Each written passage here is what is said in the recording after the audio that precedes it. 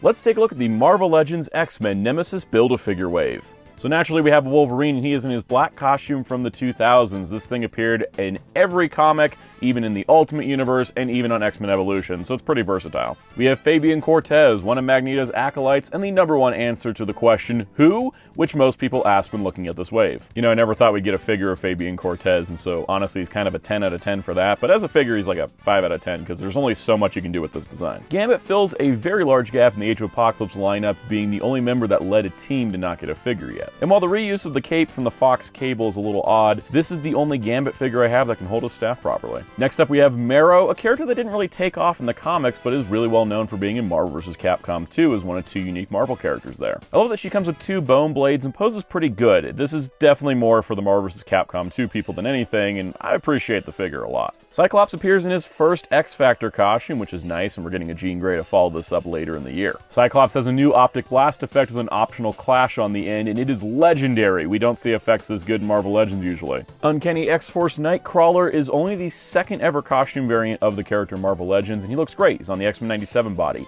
And this was the Age of Apocalypse Nightcrawler when he appeared in the main Marvel Universe. I love that he includes his sword as well as a yelling expression, since it fits this version of Nightcrawler. Next up we have Husk from Generation X, marking our 3rd member of the team, and she looks pretty great with a modified sculpt from Monet. To show off her husking power, we have a face that's half metal and a piece of skin to rip off, because yes, that's how her powers work. She rips her skin off, and then she has a new element underneath she can use for her body. I'm so happy to see so many members of Generation X enter Marvel Legends, and I hope that Skin, Sync, Penance, and Jubilee are on their way in the future. Collecting all the figures not named Wolverine will allow you to build Nemesis, a very impressive figure with alternate names in the comics I can't say on YouTube. In addition to an incredible amount of sculpted detail, he does have a removable dome that allows you to pose his skull head and move the jaw as well, which is just absolute perfection. As an X-Men fan, this wave is really solid. I think all the figures are great, and there's a good mix of characters we've never seen before, as well as variants we've never had before. And the Nemesis Build-A-Figure is really good and feels like it's worthwhile collecting the whole wave,